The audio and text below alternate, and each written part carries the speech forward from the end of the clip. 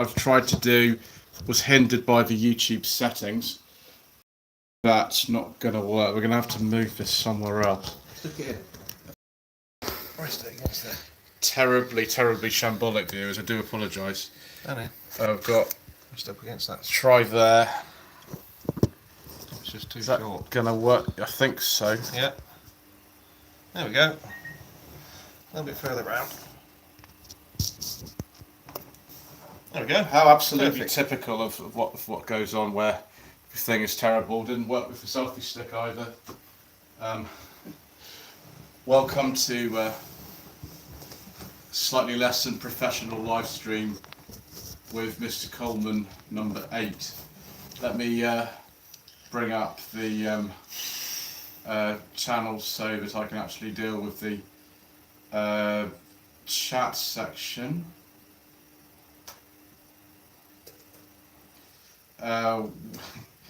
It's been a bit rubbish because I had an issue with where we went earlier. I wasn't able to change the orientation, which I've been able to sort of sort out, which is better now. So we'll bring this up here. What else do you expect, though? Do you expect anything other than incredibly shambolic things to happen? Because they do. Right, here we are. We are there. Right. So yes, the NEC Classic Car Show. I can see signs already of the uploads that have happened so far, 5. But actually, this might be the most successful one ever, which is strange. But there we go. Oh, look, here we go. Here are all the people in the chat section. Already had quite a number of people who've said hello. Yeah, so pop up chat. There we go. Yeah, the orientation thing on live streams is really annoying. It should just let you do whichever way around you wanted. We had to sort of cancel it because it was going wrong. You have to enable it manually every single time, which is it's not much fun. So we have Simon from Smashing Pistons. Good evening to you, sir. Paulie Galtieri says good evening. Good evening, sir. Good evening. Mark from Bad Book says good evening. Hello, Mark. Good evening, sir. Richard O'Connell says good evening.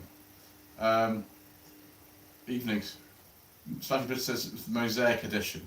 I'm afraid there's not an awful lot we can do about that. The connection speed is the connection speed that it is. Sean Cook says good evening.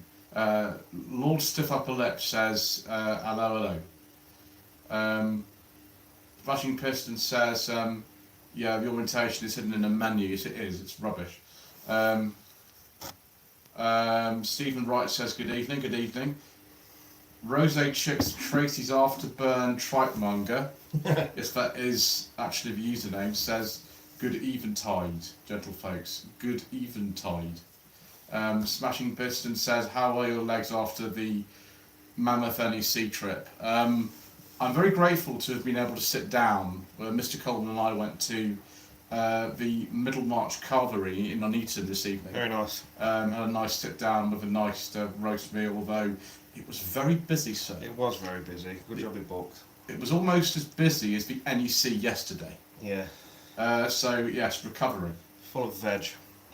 Full of veg. Sean Cook has got right on with the rear-wheel drive question. He says the best rear-wheel drive cars, 1970 MGB Roadster. I don't think Mr. Coleman will agree with that. No. Sierra XR4i. Yeah, they're Not alright. too bad. Nissan 200 SX from New Professionals. Yeah, pretty good. Those are pretty good cars, those, aren't they? Yeah. Not very common over here. New Professionals is not good, but the car was good. Paulie Galtieri says, what's Mr. Coleman's favourite rear-wheel drive car apart from a Mark II Granada? Vauxhall Senator. Senator B? Senator B. 3 litre 24 valve with a manual gearbox, owned 2. Fantastic cars. Brilliant. There was actually a 3 litre Senator B 24 valve there, but it was an auto. Oh well, never mind. Julian Knight says Guten Abend. Guten Abend to you, sir. He's doing it in English. Good evening. Alan Simpson says good evening. Did you manage to find quality pork pie? I had no quality pork pie at NEC, although they have 2 different pork pie stands there. There's only one. There were 2 actually this time, and every time I passed, I thought, oh, this looked really nice, and I realised that one pie was £5, sir. A Lady Godiva. That's £5, Mr. Coleman. Smashing Piston says, "Oh no, we can't talk about that, sir. Did you see something on the Rover 200 and 400 Owners Club stand?" No, sir, because we don't talk about diesels on this channel. I haven't been, so this is all news. Alison says, "I remember I was just sitting in the boot of a 240 set to give it traction. There was actually 240 stayed with the Toolslander, K plate 92. Nice. No electric windows in those. No, I can't remember if you got aircon in those or not. No, you didn't. No, it's really basic. I presume it was just like to use up some door panels or something like that.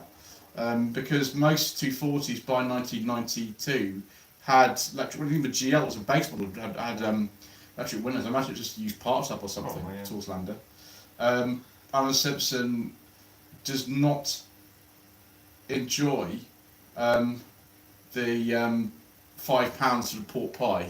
Yeah. That's why I didn't get one, because £5 buys you an awful lot of things, including some of the merchandise on the joint hub nut Furious driving and underclitic stand. Yep. You'd have instead, which wouldn't disappear into your stomach forever. No, £5 for a yeah, that's dear. That's a bit much, isn't it, really? This is a good one. Pulling out my favourite was the XJ40 rear-wheel drive car. I could push it far harder than an E32 BMW in the Snake Pass. Yeah, you can, yeah. Snake Pass was an excellent road. Rose Chooks Tracy's afterburn ... Trikemonger. Apparently his name is Ben. Looking forward to seeing the Jones van. Yeah, that will appear in the very, very final part 22. Simon Smashing Pistons says £5 must be an amazing pork pie. I don't know, I didn't buy one. I should have asked Richard Richardson to buy me one, but I would have actually had one, but I don't think he would. It's probably crap, it's just got the markup because it's the NEC. Yeah, probably. Well, there's loads of different options though, there are tons of them. I wonder what happens at the end of the day to like stay until like 6:45 on a Saturday, whether they're reducible. Yeah, they used to, particularly with the big cake stand that always used to sit between, I think, halls 4 and 5 on the big flyover bit. I used to play that a visit quite often, and Discounted cakes. Yeah, during the evening, and just walk home with cream everywhere. It was great. Well done, Mr. Coleman. That's the way to do it. Russell Cooper. What's the question, Mr. Coleman? Why did the Capri 2.8 injection not have front electric windows? Good question. Never been able to answer that. Probably because it was Ford's cost saving at its finest that no Capri was available with electric windows, and they probably won't just do it for the 2.8. And to be fair, I would rather have manual windows in a Capri because it's that tight in there. Where are you going to put the buttons? So when did the Tickfords, which were available with electric windows, Yeah. where did they put the buttons? I think the buttons for those were where the I think they're on the door card by the release handle. So they're looking like where the winder would be. Yeah, I think they used Sierra buttons in them if I remember serves me correctly. Yeah, that makes sense. But they're the only ones that you could get at factory electric windows, weren't they? 'Cause Yeah, specified the on 2.8s had the opening quarter lights as well. Mm. Opening D windows. The 4 cylinders didn't. Oh, there we go.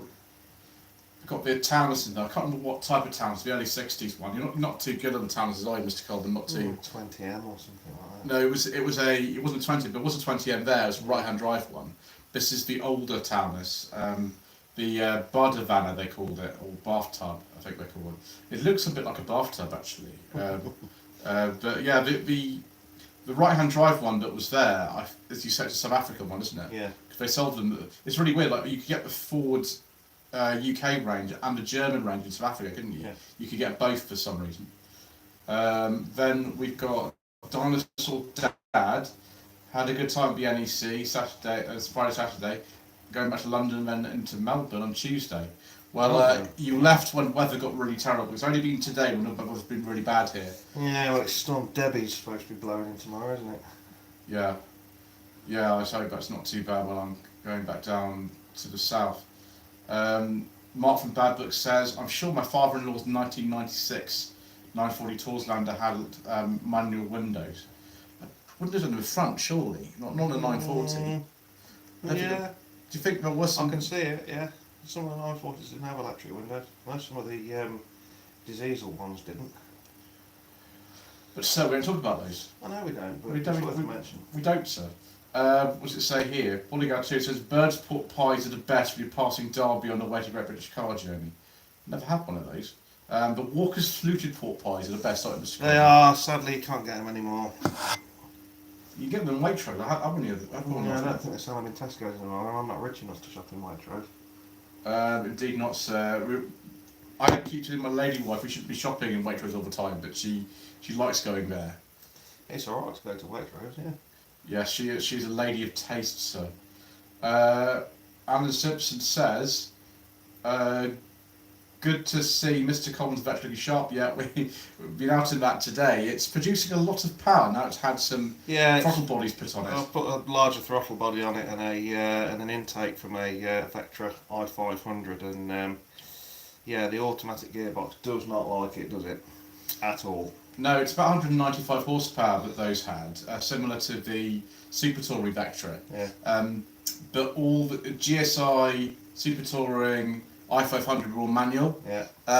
Sort of like a sort of GLS or a CDX V6 you get with an automatic gearbox. Yeah. So this is probably the most powerful automatic Vectra V6 in the country. Possibly, yeah. It just keeps throwing the traction control light on, and it stuck itself in third gear, and yeah, all kind of so stuff. I really did get on it earlier on, and which is fair enough, but I've only done it as a bit of an experiment, so I'll be taking it off in a couple of days. It's just because I had one lying around. I thought, I wonder if it'll go on the automatic, and I've done it, and it sounds glorious because it's an unrestricted airbox that's on it, and yeah, it does sound very nice, but the auto box does not like it at all. It's not done it any damage, but yeah, it's not happy, is it, mate? So that's going to have to come off, unfortunately. Yeah, it's just spinning, isn't it? Yeah. Although it had a little blast up VIII 444 in it. Yeah, and that's just passing anything. The thing is, it's like a stealth car. It's like one of those sort of police spec V6 Vectras we used to have. Yeah. Just overtake anything. Alan Simpson referring back to a video that was made in September 2020. No budget reviews of Stereo Edition episode 1. There's only been 2. The £50 Citroen C3. No more Citroen C3, sir. No. I mean, even who was it? Yeah, Matt from IP Quarters bought one for £500, and he said they're not very good. I would have to agree. The only thing that's good about it is that you can't get a Prince engine on the Mark 1 C3. No. That's the only thing that's good. Yeah. I have got a Mark 2 C3 to film at some point. I was going to film it when I was at Langley Prestige last month, but there was a problem. It had a major oil leak. It's a 1.2 PureTech, and it had done like 6,000 miles or something, but it's got an oil leak in it, so I couldn't drive it. You know, I might be able to go back, but I've actually got a caption slide now for any cars I film with a wet timing belt to say wet timing belt alert. So yeah, you've got to be a bit careful with anything PureTech or something like that. Good thing about something like the Kia Hyundai 1 litre 3-cylinder is that is a chain engine. Yeah. So that's fine. Knowing those, you know, you're under warranty for so long, you should be fine buying one of those. Simon Watson says cars who appears twice. I think he's in part like 6 or 7, which isn't out yet on the channel, unless you're a member, in which case you get to see them early. I'm all shuffled out now. Mr. Coleman didn't actually attend this time, although Mr. Richardson was pleading for him to come because he had a slight issue with his Rover 200 VI. He did, and unfortunately I've been for the last number of months things have been particularly busy in work life and personal life, so that's why I'm doing things a little bit low key at the moment. And this weekend I really needed to get the Vectra service. It was kind of overdue, and it's the first weekend I've had off literally just to sit and put my feet up for about 3 months. So that's why I didn't bother attending this year. So sorry guys. Although Mr. Coleman kindly did also sort the Sanyong out. I did sort the Sanyong out, yeah. We've discovered a very bad design flaw with the Tivoli's, and people in the Tivoli Facebook group actually do mention this. It's a very useful group actually, that. The screws for number plate light housing, they go rusty. Yeah.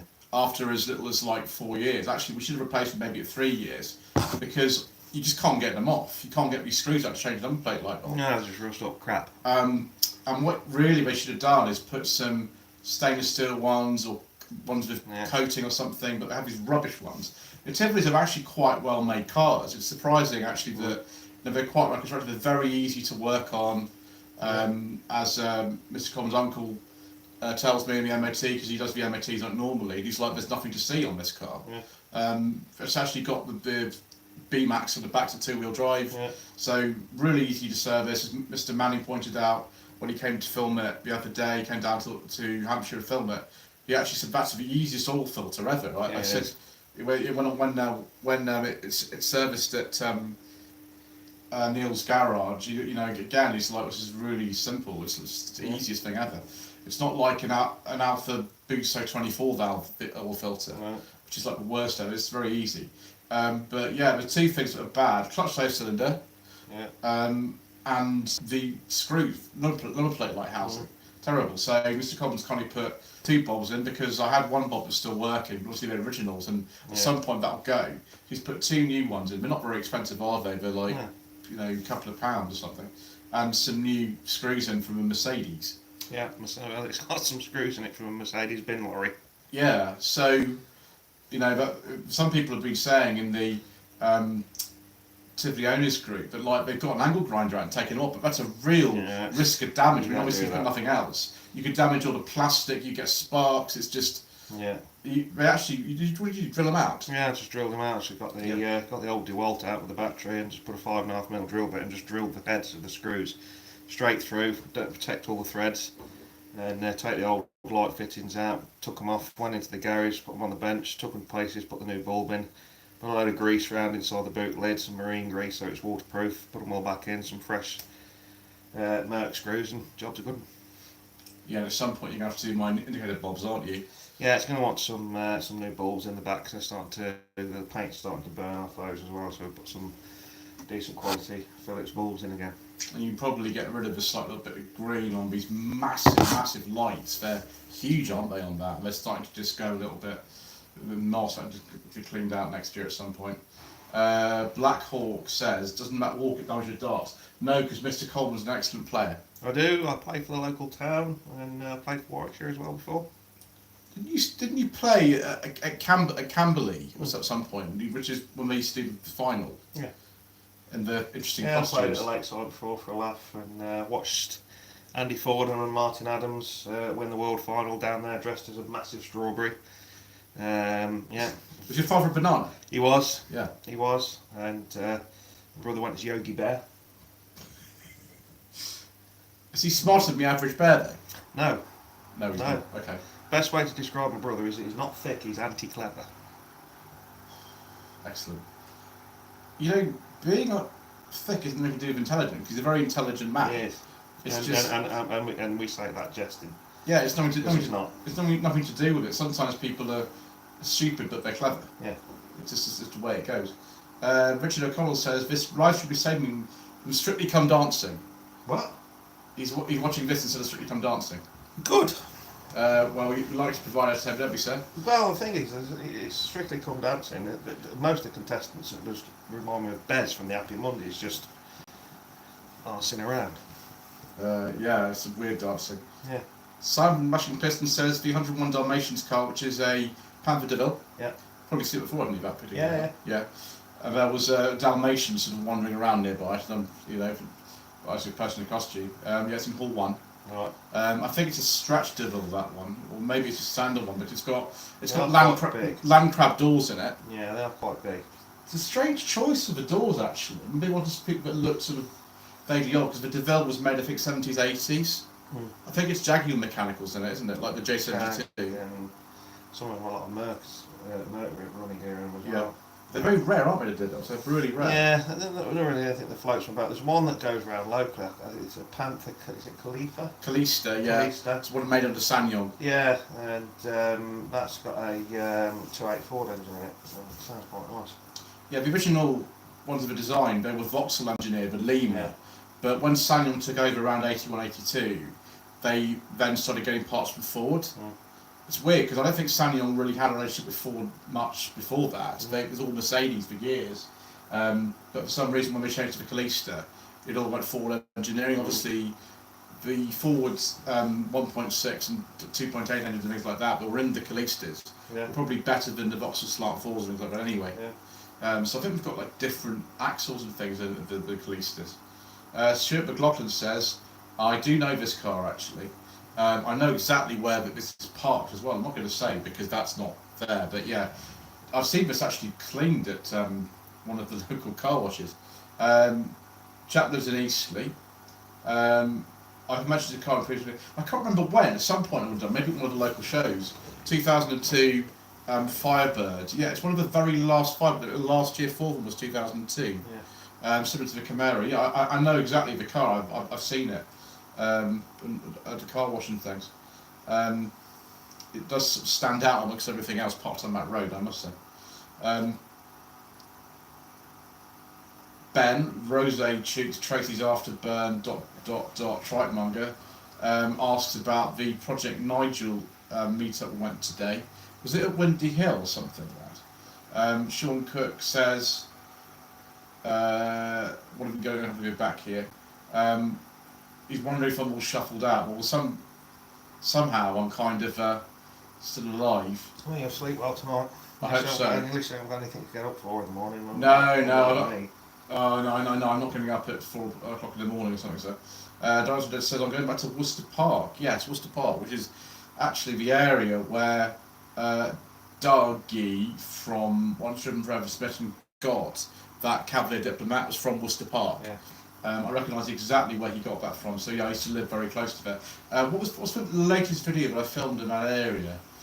I'm trying to remember now what the latest one I would have filmed around there. Oh.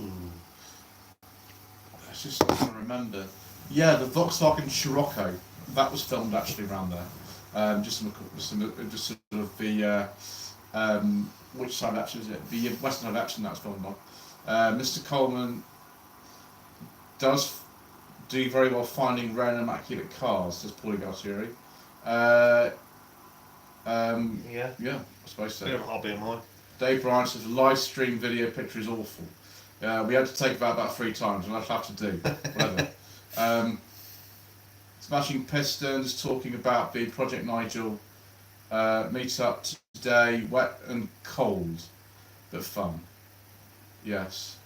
There we go. Russell Cooper says, any idea why the Mark III 950, wasn't that a 1 litre, the Mark III?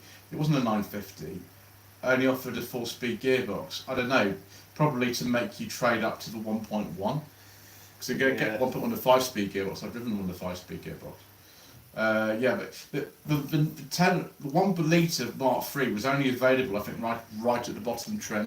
Yeah. I don't think it was available with any other trims apart from the sort of what the base one was. Your phone's just done. It's okay. It's just press close. It will go away. Thank you, sir. Dinosaur Dad says on the M40, nights of a lot of stuff heading. I'm just past a white American hearse. Yeah, Cadillac, 92 Cadillac, I think it was. Nice. Along with the other ones we discussed earlier. This is a good question for you, Mr. Coleman. Go on. Has Mr. Coleman got a least favourite car of all time? Alpha 90. Yeah. That is probably the least reliable car ever. Yeah. Yeah, I would say so. Amazingly, there's actually one at the show. There's one of the Alfa Romeo owners club. Breakdown all there. Yeah, it's a slightly different colour. It's an 86, I think, that one. Apart from that, it was almost the same. They're only available in one spec in this country, which is the 2.5 V6 Gold Cloverleaf. But yeah, I will probably never drive one of those again, and Mr. Coleman doesn't want to drive one of those again. No. I didn't want to drive it again particularly because before I drove it, Mr. Coleman said, if you break it, you're paying £10,000 for the gearbox. Yeah. So I didn't break it though. No? I actually drove it. I don't think I even installed it. I think I managed not to install it, which is amazing for me. Simon Smashing Pistons is going. Have a good evening. Good night. Good night, Simon. Everyone else says night to him. Paulie R2 says, does the Rover replacement? Yes, we haven't done a deal on that, but I haven't actually bought it because it needs it needs some things doing to it before I can actually take possession of Not it. by me. Yeah, no, not by you. Does it have a beige leather interior of wood? I'm not allowed to say so. We'll have to find out.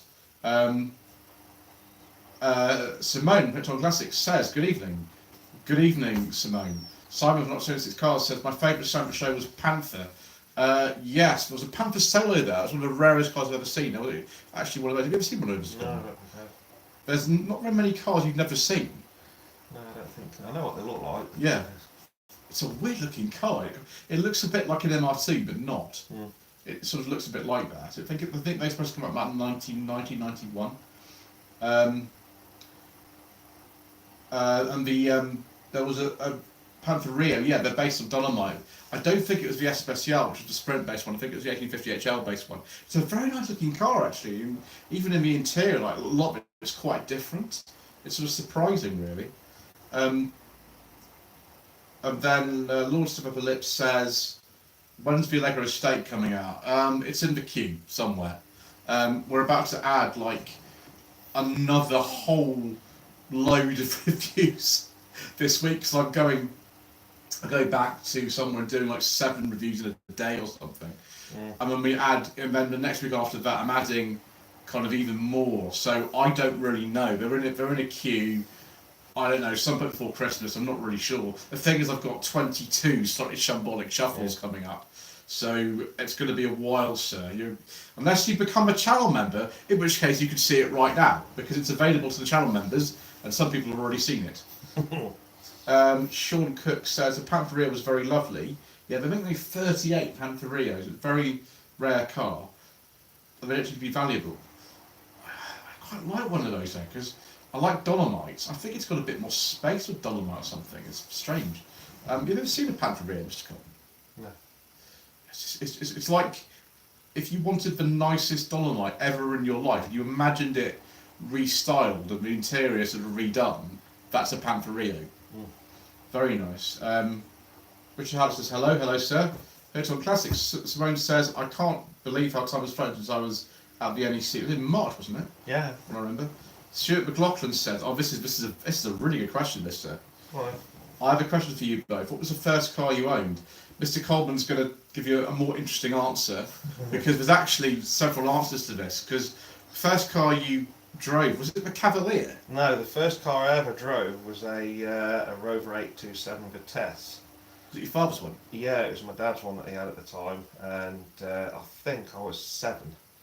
And he basically showed me the basics, which I kind of half knew anyway, and we used to live on a lot of land, and he went, off you go, I'm just going to roll a cigarette and go and learn. So I did. It was great. Oh, were you Ken? 7.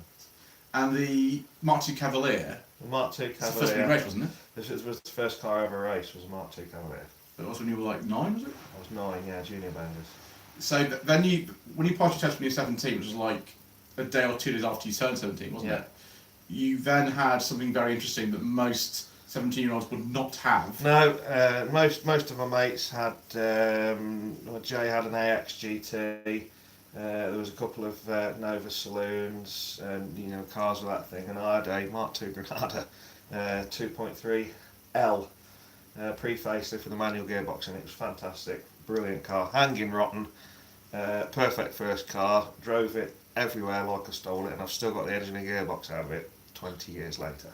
Didn't you go sort of sideways around the Coventry Ring roundabout in that? Yeah, we used to do 200 miles a night sometimes going around the Coventry Ring Road racing. It was great. That's before the speed camera, wasn't it? Yeah.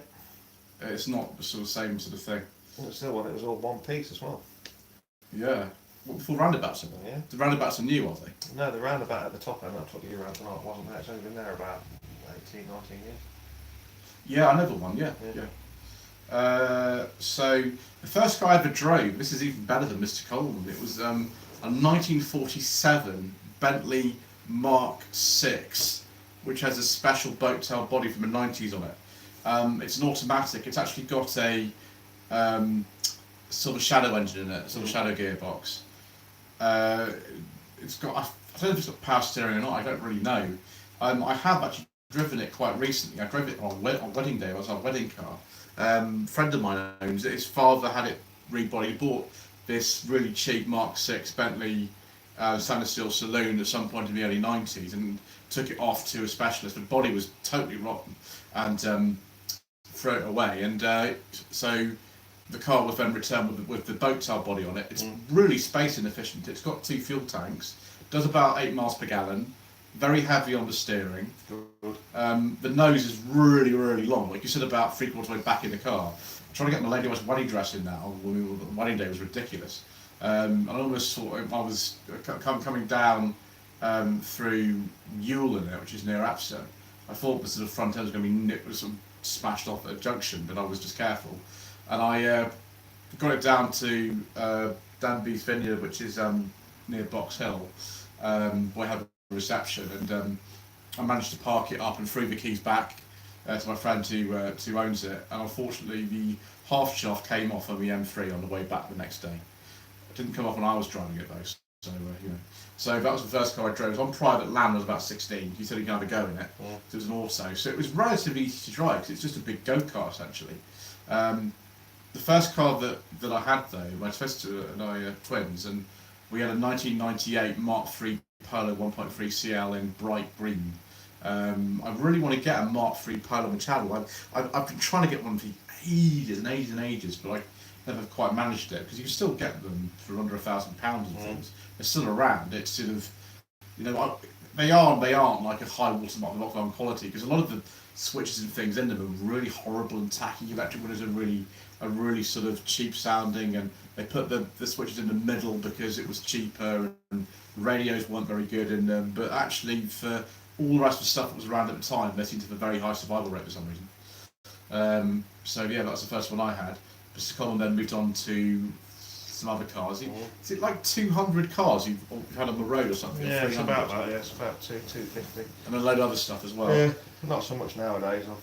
I've settled down. Yes, so is he in Seabrook, of course. Yeah. Whereas I kind of not, and I have quite a high turnover at the moment. Paulie Garturi says, has Mr. Coleman had a Carlton 3000 GSI? No, but I have had a Carlton Diamond Estate, which was fantastic. Is that 2.6? 2.6 manual gearbox, dark metallic blue. It was brilliant. Is it a really late one? It's a Hatred, I think. Yes, I think they finished in early '94, wasn't it? Yeah. Because the Omega's got no common engineering with the Carlton at all, has it? Nothing. Mark Passad says, good evening, and a quick question. Has anyone ever been successful in getting money from their council for a pothole that caused a puncture? Yes. Have you done that, sir? Yeah, just be patient, they will. As long as you've got photographic evidence and it's deeper than a 50p piece, which is what they'll probably ask you, you'll be alright. But you'll have to pay to get your car and that fixed first. And obviously any other damage, and get receipts and all that kind of stuff, and the council will normally reimburse you. That's very good.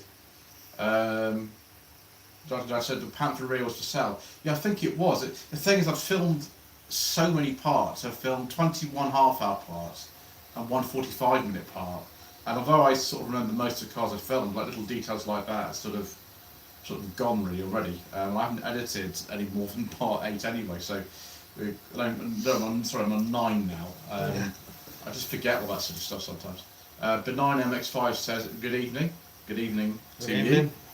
First time I managed to catch a live stream. Well, yes, we do them. Generally, Mr. Coleman and I only do them together now because the ones I do are mainly in a file that's interesting. Julian Knight says, were any standard Chrysler Talbot Sunbeams on show? No, absolutely not. The Talbot, sorry, let's get this right. The Talbot Sunbeam Lotus, I think it's called correctly. Those are the only ones that were there. VP, any comments on the 190 SLW121 Mercedes? There were 2 of them there actually. There were actually 2 of them. Which one are you referring to? Do you mean the one kind of on the Mercedes-Benz Owners Club stand, or do you mean the one that was in the auction? It was one in the auction. Alan Simpson says, I had to shoot off. I have an appointment with some roast potatoes. Well, we're full of them. Yes, very agreeable that Middlemarch carvery when it's not absolutely heaving. Thank you, sir. Nice to see you both. Thanks for answering questions. Simone says, did you see the new Triumph prototype? Yes, I did. I don't really kind of comment very much on it when I saw it. Maybe at part 7 or 8 or something I saw that in. Not really a lot to say about it. VP, any comments on the E-Type US spec V12 automatic? There were absolutely millions of V12 E-Types there. Some were automatic. I don't think I really have. I couldn't really specifically kind of point them out because literally I've seen everything. So I know how many there were. There were like at least 10 of those. So I don't know quite which one. There were loads. But I know it's what it says. My first car was an '83 Saab 99 Coupe. Nice. There was a Saab 99 there. It was a turbo. It was an 81, I think. What I don't really understand is that Saab released for 900 in 1979, and then you could still buy the 99 until about 1984. The 90 came out, and they actually had the 99 900 turbos in production at the same time, which is very strange. But yeah, there was 99 there, which is actually the first car I had was a Morris Marina 1.3 two-door with a coupe, I should think. 74, bought in 83, more rust and metal. Yeah, so 9-year-old Marina in 1983 would be almost entirely rusty, wouldn't it? So, Yeah. Bad books. The first car I drove was an S-Reg Princess 1.8. Although there were a few Princesses there. There was a Princess stand actually there. There were a couple of those.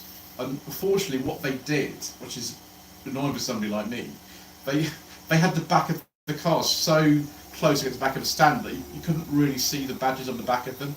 So it was a bit of like guesswork as to what models they were. But MX-5, what's my favourite car to drive at British Car Journey? Do you mean of all 3 visits or this particular visit? Because there's actually one car left that hasn't gone up live on the channel yet that I drove there. We're still waiting for one more. But yeah, I've driven quite a few there now, loads. What I said, the first car I drove was a Volvo 340 DL automatic. That has been slow, sir. Which is how this is a good answer for you, Mr. Coleman. First car driven in Mark IV Cortina in 77, 78. Nice. That would have been quite a new car. It came out in 76, didn't they, the Mark IVs? Russell Cooper says, with such a huge bonnet, sizable car, why in the 70s and 80s did the Capri 1.3? I think the Capri had a 1.3 all the way through. I think it was only when the laser, wasn't it? only when the laser came out they dropped 1300. But yeah, they did. I think it's the same with the Cortina as well. It had 1300 in that all the way through. Why anybody bothered, I don't know. But it's the slowest thing ever, wasn't it? Oh. 1.6 is not fast, particularly No, if you had like the lowest of the 3 power outputs on a 1.6. Yeah, I mean, my Capri laser that I had, that was all right. You know, 1.6, wasn't it? Yeah. I'm sure the Pinto engine ones are fine. It's just, I don't know. I think it's one of these things. Like a lot of manufacturers have a base model car to say that you can get one of these for X amount of money, and then when you get to the showroom, you drive a 1.3. Like this is the slowest thing ever. How much is a 1.6? And most people buy the 1.6. I've got a in a crate at my unit. I've told you about this. I've got a Ford Exchange engine, which is rebuilt by the engineers at Ford at Dagenham. 1.3 Pinto engine for a Sierra. That's a rare engine. I know.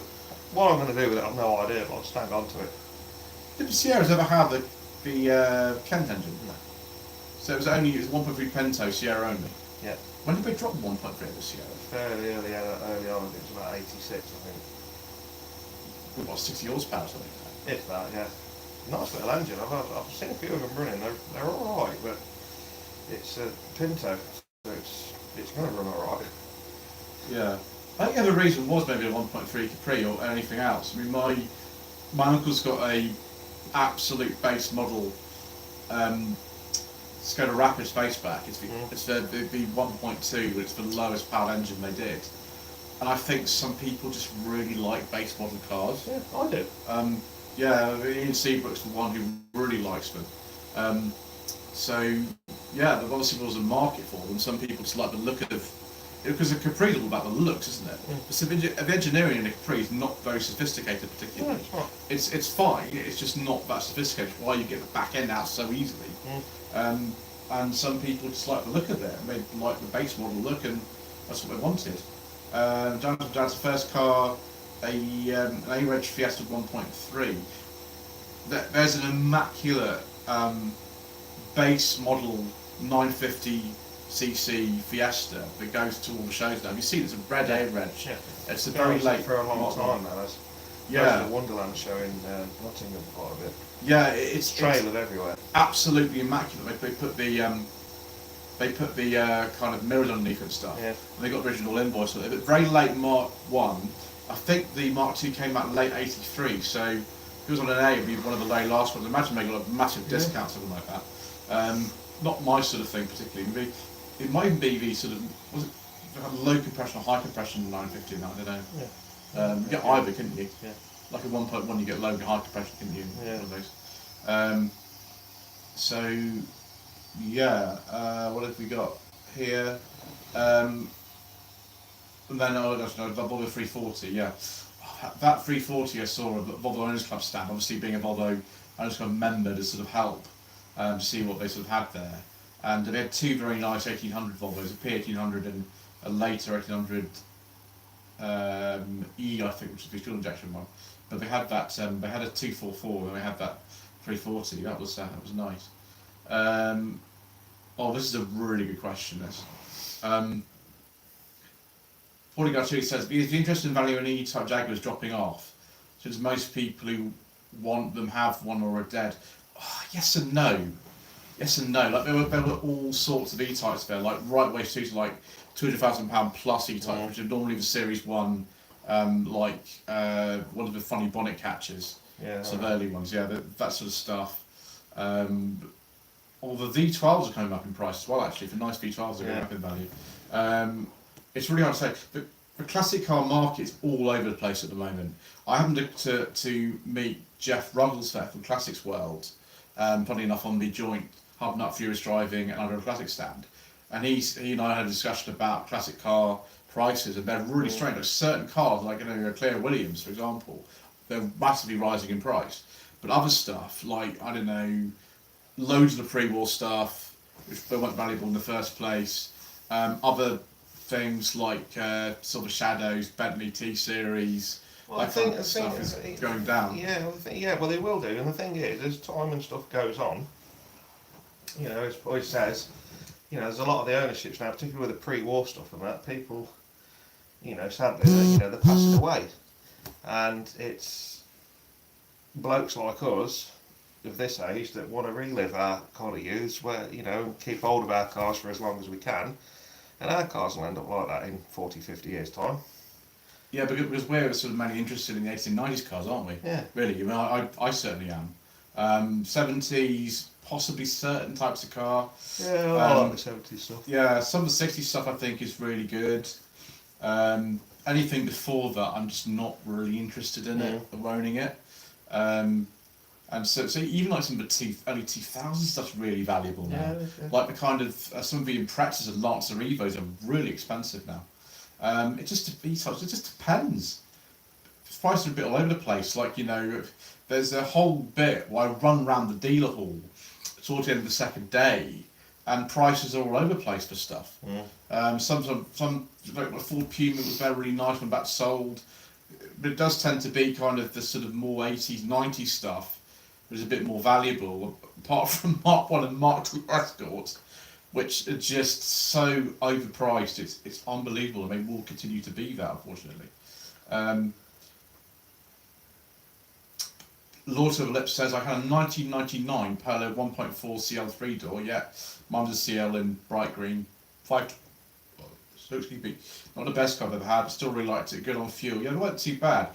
Not the nicest sounding engine, it only had 60 horsepower, but it's quite torquey. You can pull away in third quite easily in one of those. Just not that fast, but sort of average really a lot of the time in the Mark III Polo. Chevron says, good evening. Good evening, sir. There was a Ford controlled Land Rover there actually.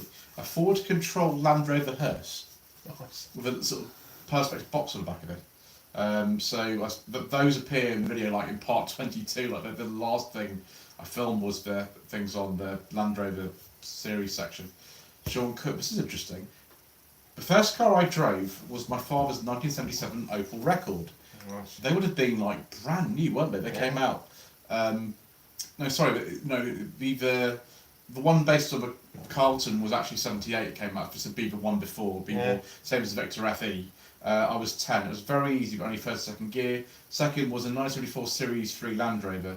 Yeah, the seats don't really move into Series 3, especially a lightweight. They are quite hard to drive, actually, in my opinion.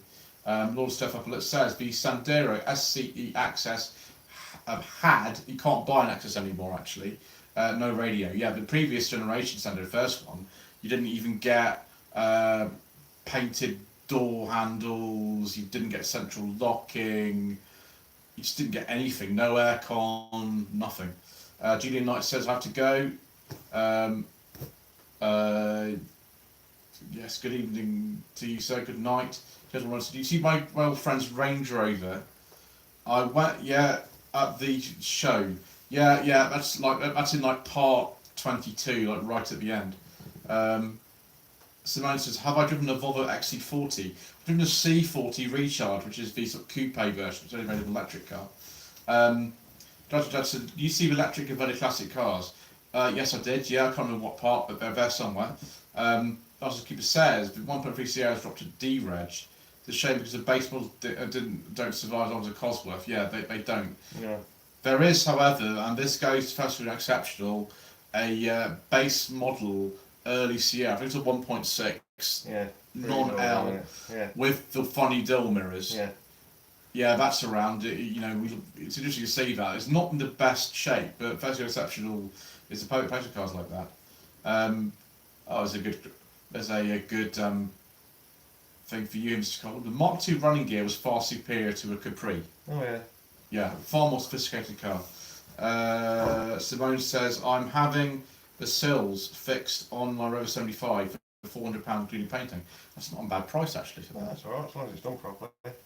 Yeah, I talked with a chap, actually, when I was at Mr. Richardson's social event in March in Sussex about how much work he had done to his 75 V6, and it included the sort of sills, and he had spent so much money on that car. Yeah. 75s can be really nice. If you find a good one, like the Tourer I drove back in May, they can be really nice cars, almost, you know, these steady base, they're nice and soft and comfortable. But there are so many problems 75s can have, and one of them is the sills. Yeah. Like, same as a 45, the same as I had, my problems with my sills on mine. Fortunately, Mr. Colvin caught the sills before they went bad, because the sills on Rick from Agatha and Anything channel, well, the sills on his were worse than mine, and I think they've had to be done. Whole car paint of 75 is £1,500. Is that a good price to put it out? So the whole 75? Yeah, it probably won't be a very good paint job for that. You don't think so? No. Yeah, you have a friend who you use, and he's like the best ever, isn't he? He's pretty good.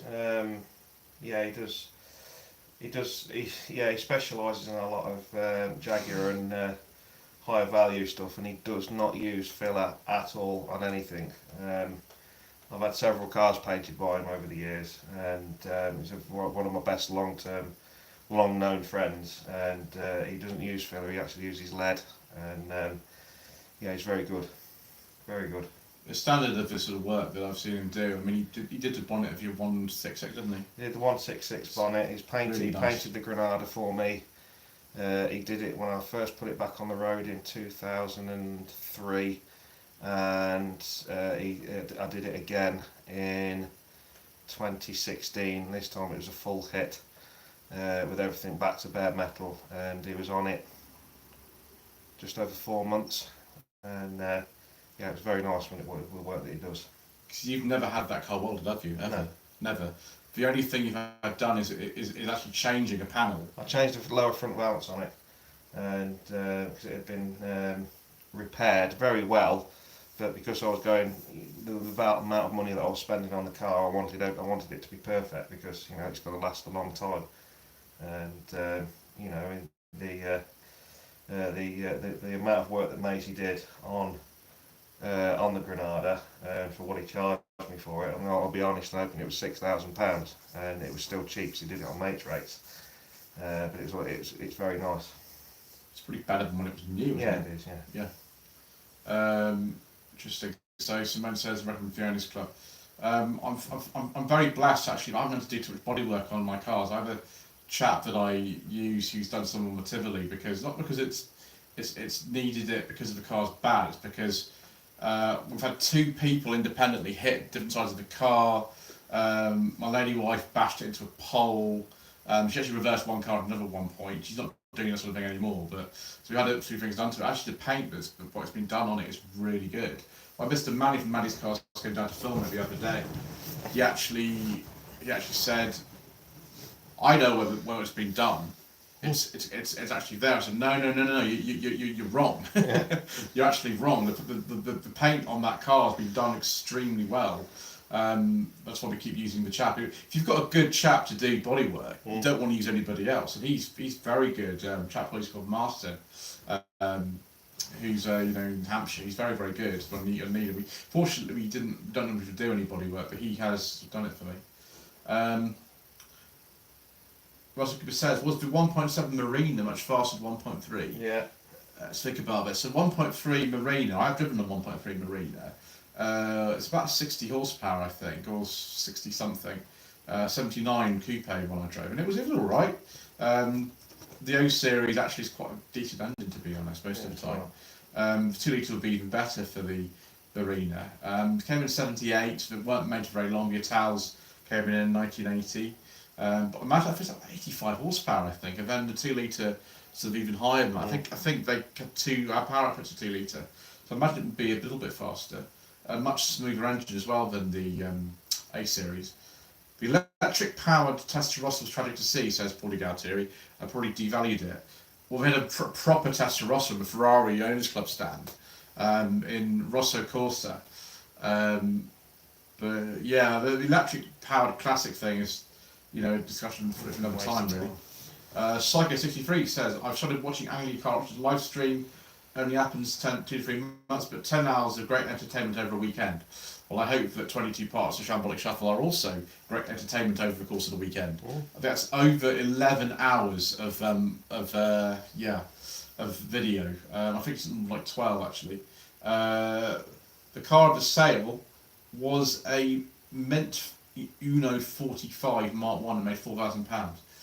45 was a basement, wasn't it? I don't think they had any low power Unos than that. Are the Unos any good, Mr. Coleman? They're alright. Just very prone to rust. Yeah. You get some quite decent engines actually, Some of the engines are very good. Not the sort of lower ones. I think the 45 is the 900 OHV, which dates back to the 50s, and the Fiat 600, I think it came out. Yes, we're almost at the sort of the hour mark where we normally tend to stop. Just trying to think about any other rear-wheel drive cars that are good. But real surprise actually this week was the IS 200 that I drove, which belongs to Mr. Manny from Matty's Cars. That is an exceptional car to drive. They are so well balanced, and like the tail is quite loose on you. You can get the tail out, even on the automatic ones, which is what his one is. Really nice driving position, really well engineered car. There's only one problem with an IS 200, apart from the rust, which is normally rear subframe or the cells. And this car had 2 cells on it. It's the cam belt on the 2 litre engine. They're sod.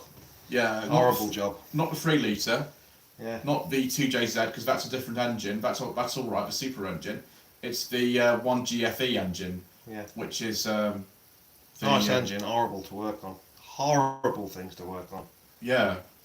It's just a shame, because if the car wasn't so prone to rust and you didn't have this problem with the cam belt on one GFE, it'd be super. So what you really want is a IS 300, and you want one that's immaculate and got not rid of the subframe and open the cells. But those are expensive, aren't they? Something like that. Paulie Gattieri says, was Nitro Silver the only CV has been fuel SD1? I don't think so. Not as far as I know.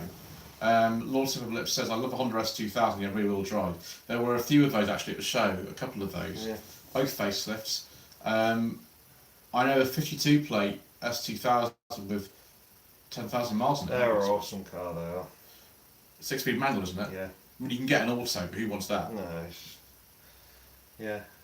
But the thing is, I have a lot of rear-wheel drive cars over the years, and some of the top ones, favourite ones are Senators, purely because it's just something that's a bit different, that can go like the clappers and be half decent.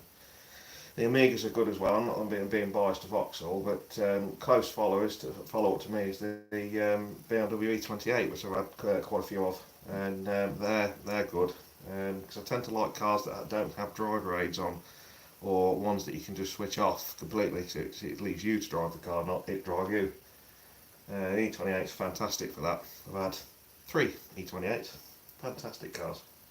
Yeah, a couple of them were 525Es, weren't they? I've had 2 525Es and a 528, which I had, the 528 actually concours that, and it's still about now. A good friend of mine, Robert Jackson, owns that.